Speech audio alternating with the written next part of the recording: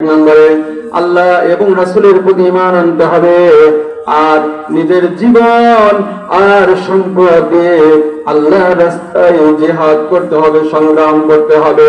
আল্লাহ পাক বলেন, যদি তোমরা বিন্দু পরিমাণ যদি তোমাদের ভিতরে বুদ্ধি থাকে, জ্ঞান থাকে, তাহলে তোমাদের জন্য এটাই হচ্ছে উত্তম কাজ, এটাই হচ্ছে সবচেয়ে ভালো কাজ। করে বলুন সুবহানাল্লাহ।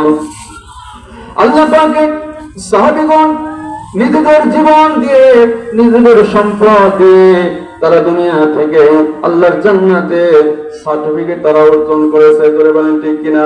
ইসলামকে তারা নগদ বিশ্বাস করেছে, আমাদের মতো না।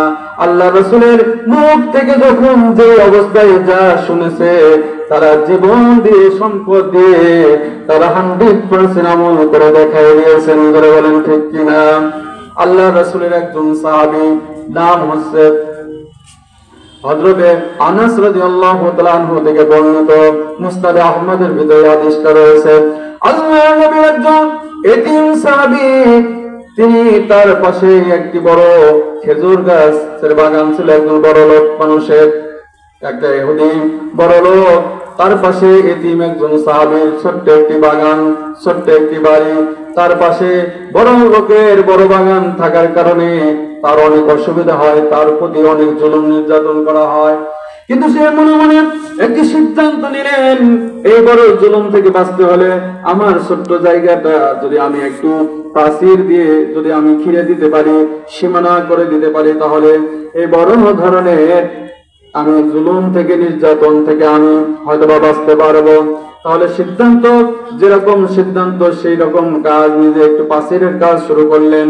কিন্তু পাচিরের কাজ শুরু করতে করতে লক্ষ্য করে দেখলেন, পাচিরটা সোজা ভাবে দিতে গিয়ে দেখেন ওই আবু লুবাবা নামক ওই ইহুদির একটি বড় খেজুর গাছ বাঁকা হয়ে তার সীমানার ভিতরে ঢুকে পড়েছে।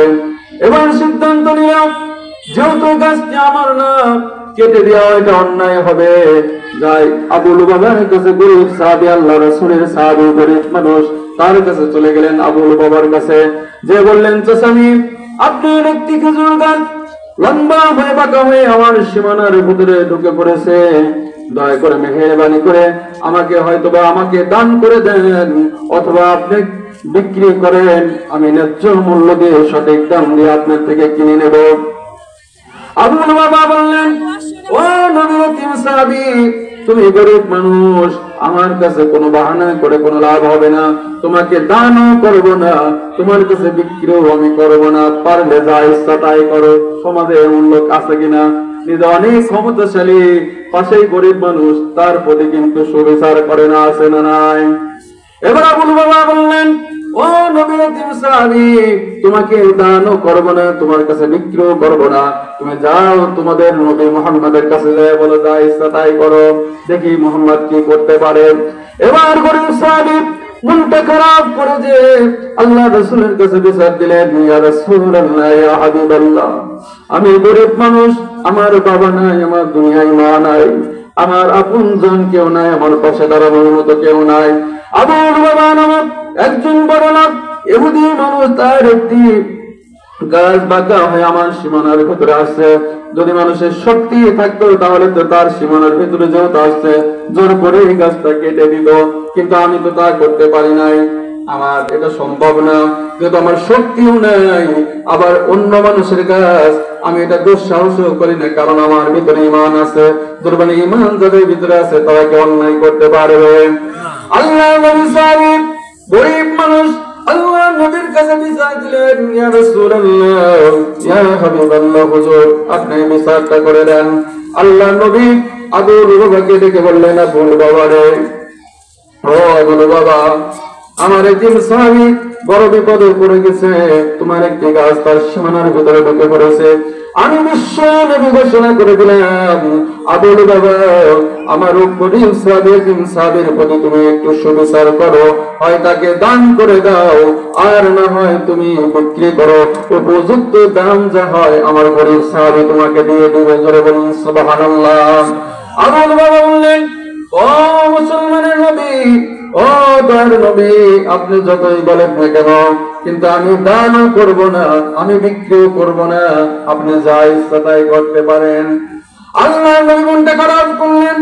আল্লাহ নবী ঘোষণা দিলেন, ও আমার প্রিয় সাহাবীরা, তোমাদের সামনে আমি ঘোষণা করলাম, যদি এই গাছটি যদি কেউ কিনে, যদি আবু লুবাবা যদি নিজে যদি দান করে দেয়, অথবা তার থেকে কেউ যদি ক্রয় করে, আমার প্রিয় সাহাবী তিন সাহাবীকে যদি কেউ দান করে দিতে পারে, আমি বিশ্ব নবী ঘোষণা করে দিলাম, জান্নাতের ভিতরে একটি খেজুর গাছের বরাদ্দ আমি নবী বিশ্ব নবী তার জন্য বাজেট করে দিলাম। সুবহানাল্লাহ। আবু লুবাবা বললেন, ও নবী বিশ্ব নবী, জান্নাতের ভিতরে খেজুর গাছ আমি চাই না, জান্নাতের একটি খেজুর গাছের বিনিময়ে দুনিয়ায় এই খেজুর গাছ আপনার গরিব সাহাবীকে আমি দিতে পারবো না। আমার জান্নাতের ভিতরে খেজুর গাছ লাগবে না, দুনিয়ার ভিতরে যে খেজুর গাছ আছে এই খেজুর গাছটাই আমার লাগবে। জান্নাতের খেজুর গাছ আমি আবু লুবাবা চাই না। জোরে জোরে বলুন নাউযুবিল্লাহ। আল্লাহ নবী মন খারাপ করলেন। এমন অবস্থায় ওই মজলিসের ভিতরে একজন সাহাবী ছিলেন, নামটা হলো আবু দাহদা রাদিয়াল্লাহু তাআলা আনহু। আবু দাহদা রাদিয়াল্লাহু তাআলা আনহু রাসূলকে বললেন, ইয়া রাসূলুল্লাহ, ইয়া হাবিবাল্লাহ, হুজুর, আমি যদি ওই গরিব সাহাবীর জন্য আবু লুবাবার কাছ থেকে যদি আমি যে কোনো মূল্যে আমি যদি ওই খেজুর গাছটা ক্রয় করে আমি যদি আপনার গরিব সাহাবীকে দান করে দিতে পারি, বিশ্ব নবী বলেন, আমার জন্য কি আপনি জান্নাতের ভিতরে একটি খেজুর গাছ বরাদ্দ দিবেন? বিশ্ব নবী নবী বললেন, ও আবু দাহদারে, আমি বিশ্ব নবী ঘোষণা করে দিলাম, তুমি যদি ক্রয় করে যে কোনো মূল্যে যদি ওই খেজুর গাছ কিনে যদি আমার গরিব সাহাবীকে যদি দান করে দিতে পারো, আমি বিশ্ব নবী ঘোষণা করে দিলাম, জান্নাতের ভিতরে তোমার জন্য একটু খেজুর গাছ বরাদ্দ আছে। যারা বলুন মারহাবা। আবু দাহদা বললেন, ও বিশ্ব নবী, আমি ঘোষণা দিয়ে দিলাম। আবু লুবাবাকে ডেকে বললেন, আবু লুবাবা রে, তুমি কি জানো মদিনার ভিতরে আমার বড় একটি খেজুর বাগান আছে, যে খেজুর বাগানের ভিতরে খেজুর গাছ হয়েছে 600। জোরে বলেন কয়শো? 600 গাছ বিশিষ্ট একটি বড় বাগান রয়েছে। বাগানের ভিতরে সুন্দর একটি বালাখানা রয়েছে, একটি বাড়ি রয়েছে, এবং মরুভূমির ভিতরে সবচেয়ে বেশি প্রয়োজন যেটা পানি, পানির জন্য একটি কুয়াও কাটা আছে। জোরে বলুন সুবহানাল্লাহ।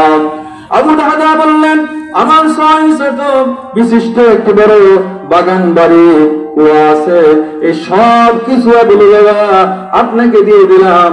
আপনি বিশ্ব নবীর সামনে ঘোষণা দেন যে আপনি এই সকল কিছুর চেয়ে আপনি ওই খেজুর গাছটা আমার কাছে বিক্রি করবেন কিনা। আবু লুবাবার মাথাটা একটু নিচু হয়ে গেল। এবার বলতে লাগলো, আবু দাহদা, তোমার মাথা কি ঠিক আছে? তুমি কি সত্য বলতেছো? আবু দাহদা বললেন, অবশ্যই আমি সত্য বলতেছি। আমার 600 বড় বিশাল বাগান বিশিষ্ট বাড়ি সহ কুয়া সহ সব কিছু তোমাকে আমি দিয়ে দিতে চাই, বিনিময়ে তোমার একটি খেজুর গাছ আমার লাগবে। কারণ বিশ্ব নবী বলেছেন, এই খেজুর গাছটা তিনি কিনে দিতে পারবেন, জান্নাতের ভিতরে আমি আল্লাহ পাক রব্বুল আলামিন তাকে একটি খেজুর গাছ দান করবেন। এবার আবু লুবাবা বললেন, ঠিক আছে ও নবীর সাহাবীরা, তোমরা সাক্ষী থাকবে, আবু দাহদা 600 বিশিষ্ট বাগান বাড়ি কুয়াশা সব কিছু আমাকে দিয়ে দিল, এই বিনিময়ে আমিও তাকে আমার ওই খেজুর গাছটা আমি তার কাছে বিক্রি করে দিলাম। এবার আবু দাহদা বললেন, বিশ্ব নবী, আপনার ওই গরিব সাহাবীকে এবার ওই গাছটা আপনি দান করে দেন। বিশ্ব নবী তাকে দান করে দিল এবং গরিব সাহাবীকে বললেন, ও গরিব সাহাবী, এবার তুমি এই গাছটি তুমি নিজে রাখতেও পারে, ব্যবহার করতে পারো, আবার প্রয়োজন হলে তুমি বিক্রিও করে দিতে পারো।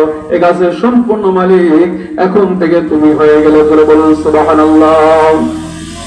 এবার আবু দাহদা রাদিয়াল্লাহু তাআলা আনহু তার বাড়ির সামনে দিয়ে সালাম দিয়ে বললেন, তার সন্তানদেরকে বললেন, ও আমার প্রিয় সন্তানেরা, ও আমার প্রিয় বৎস, ও আমার কলিজার টুকরা সন্তানেরা, তোমাদের মাকে নিয়ে দ্রুত বাড়ি থেকে বের হয়ে আসো। বললেন, কেন বাবাজি, কেন আব্বাজান বাড়ি থেকে বের হবো? এবার আবু দাহদা বললেন, ও সন্তানেরা শোনো, আমি রাসূলের সঙ্গে বিশ্ব নবীর সঙ্গে আমি একটা বড় ব্যবসা করেছি। আমার এই বড় বিশাল বাগান বাড়ি সহ কুয়াশা সব কিছু আমি বিক্রি করে দিয়েছি। এবার সন্তানেরা বলতেছে, আব্বু তুমি এত সুন্দর বাগান বাড়ি সব কিছু তুমি বিক্রি করে দিলে, এর যে আরো সুন্দর বড় বাগান বাড়ি তুমি কিনেছো কিনা? বলতেছে, হ্যাঁ, এর যে বড় কিছু আমি কিনেছি, সেটা হলো জান্নাতের ভিতরে একটি খেজুর গাছের বিনিময়ে আমার বিশাল বাড়ি কুয়াশা বাড়ি সহ সব কিছু আমি বিক্রি করে দিয়েছি। জোরে বলুন সুবহানাল্লাহ। তার স্ত্রী এসে বলতেছে, ও পানের স্বামী গো, তুমি সুন্দর একটি উত্তম ব্যবসা করেছো, তুমি ঠিকই করেছো। জোরে বলেন মারহাবা। আমাদের স্ত্রী হলে কি বলতো, যে তুমি একটা কাজ করেছো, তুমি একটা খেজুর গাছের বিনিময়ে 600 বাগান বাড়ি বিশিষ্ট কুয়াশা সব কিছু তুমি বিক্রি করে দিয়েছো, তোমার মাথা কি খারাপ হয়েছে? তোমার মাথা মনে হয় ঠিক নাই, এরকম বলতো কিনা? কিন্তু না, আল্লাহ রাসূলের সাহাবী তারা জান্নাতকে, তারা পরকালকে জান্নাতকে বেশি দাম দিয়েছে, ঠিক কিনা? জান্নাতের জন্য তারা সবকিছু উজাড় করে দিতে, কুরবানি করতে বিন্দু পরিমাণ দ্বিধাবোধ করে নাই। ধরে বলেন ঠিক কিনা? সম্মানিত হাজিরিন, মনে হয় আজান হচ্ছে না? সম্মানিত হাজিরিন, এজন্য আমাদেরকে সেরকম ভাবে সেই ঈমান আমাদের তৈরি করতে হবে, সেই ঈমানের বলে বলিয়ান হতে হবে। সম্মানিত হাজিরিন, আর বেশি সময় নাই, যেহেতু আজান হয়ে গেছে।